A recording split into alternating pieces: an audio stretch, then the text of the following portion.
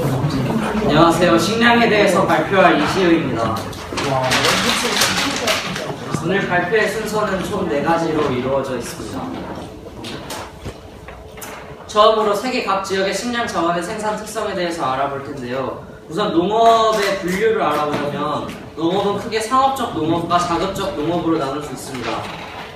그냥 말 그대로 상업을 위해서 하는 농업과 자급자족을 위해서 하는 농업을 말하는 거고요.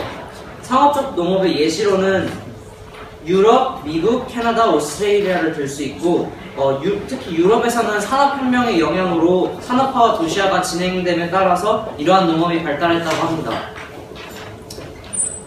그리고 미국에서는 기업적 곡물 농업과 기업적 목축이 이루어지고 있는데, 이는 넓은 토지에서 기계화된 농법을 사용해서 밀이나 옥수수를 대규모로 재배하는 것이나 아니면은 넓은 토지에서 유구를 대규모로 방목해서 거기서 이제 축산업을 하게 되는 그런 것을 말합니다.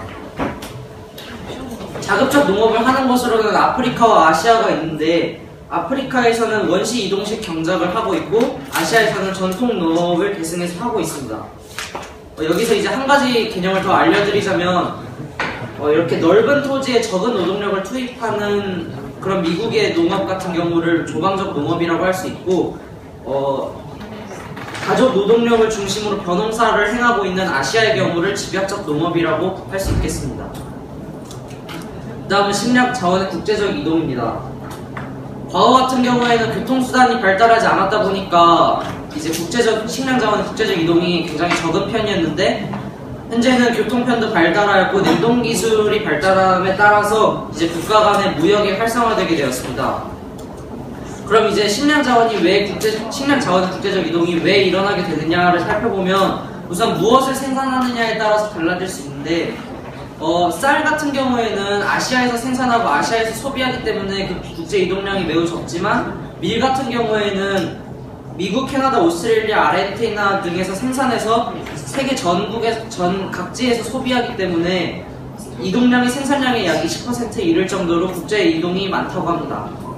또 어디에서 생산하느냐에 따라서 식량 자원의 이동이 일어날 수 있는데, 북반구 같은 경우에는 곡물의 수확 시기가 3월에서 11월이고 남반구에서는 12월에서 2월이기 때문에 결국 남반구에서 곡물을 수확하게 되면 북반구에게 수출을 할 수 있게 되는 것이죠.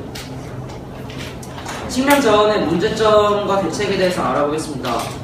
우선 이는 수요와 공급 측면으로 나누어서 살펴볼 수 있는데, 수요에는 이러한 요인들이 있습니다. 우선 세계 인구 증가는 당연히 곡물 수요의 증가로 이어지는 것이고, 최근 들어서는 중국과 인도 등이 인구 대국이자 경제 대국들이 경제 성장, 즉 국민들의 소득이 늘어나게 되면서 결국 고기 같은 그런 축산물에 대한 수요가 증가하게 됨으로써 결국 식량 자원에 대한 문제점이 발생하고 있고, 또한 여기다가 석유를 이제 대체하고자 만드는 바이오 연료 그런 거에 대한 곡물이 사용되다 보니까 수요가 급증하고 있습니다.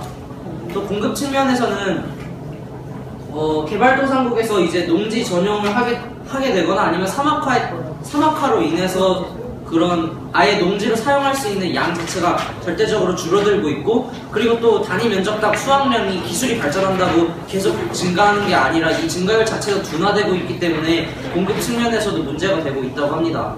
따라서 이제 수요와 공급 사이의 불일치 때문에 식량 자원의 문제점이 발생했다고 할 수 있겠죠.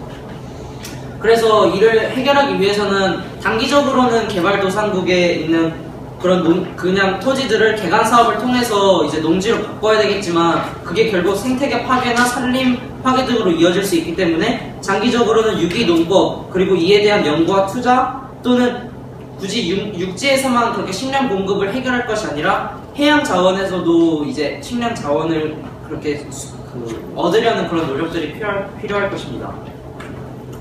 마지막으로 우리나라의 식량 자원의 문제점과 대책에 대해서 알아보면, 우선 2003년 기준의 OECD 국가별 곡물 자동률을 보면 1위 프랑스, 2위 체코, 3위 헝가리에 이어서 26위에 한국이 위치하고 있습니다.